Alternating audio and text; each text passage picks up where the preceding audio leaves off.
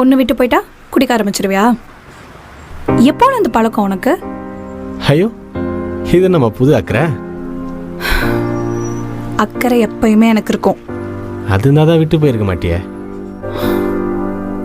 நீ ஏன் இன்னும் கல்யாணம் பண்ணிக்கல?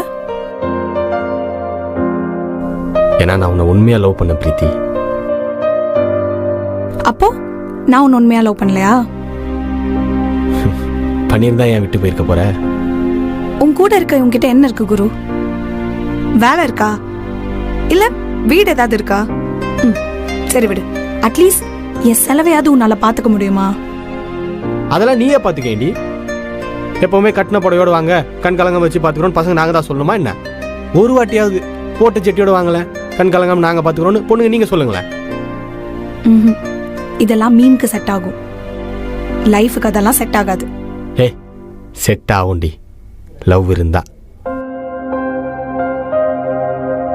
நீ எதிர்பார்த்த எதுவும் என்கிட்ட இல்லைன்னு என்னை விட்டு போகும்போது தானே சொன்னேன். கொஞ்சம் முன்னாடியே சொல்லியிருந்தா நான் ஏதாவது என்னை மாற்ற ட்ரை பண்ணியிருப்பேன்ல. சரி, அட்லீஸ்ட் ஒரு வாட்டியாச்சு என்னை மாற்ற ட்ரை பண்ணியிருக்கியா?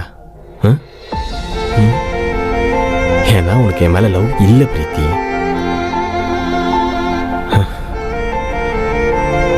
ஸ்கூல் படிக்கும்போது இருந்த லவ் காலேஜ் போனதுக்கப்புறம் அங்கே பழகிற ஆட்கள்னாலையும் உங்கள் ஸ்டேட்டஸ்னாலையும் அப்படியே அழிஞ்சிருது.